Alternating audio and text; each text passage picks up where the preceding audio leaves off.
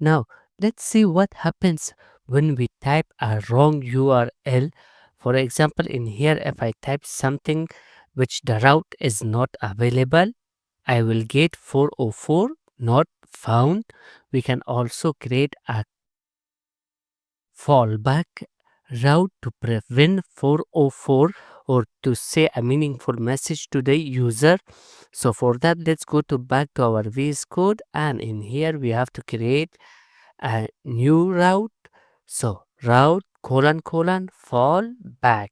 Now whenever a user types a wrong URL, this route will get executed.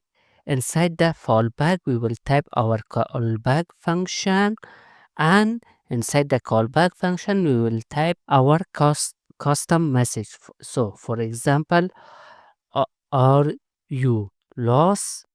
Now, let's go back to the browser and refresh.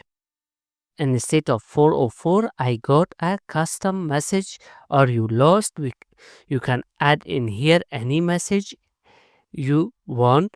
Now, if you want to see how many routes you have or which routes are available in the Laravel, you can do that also. So you have to just type PHP artisan route colon list.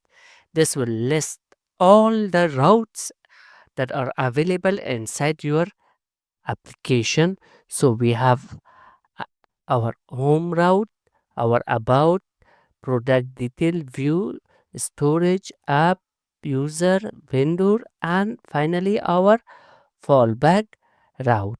So this is how you can see the list of all your routes inside your application.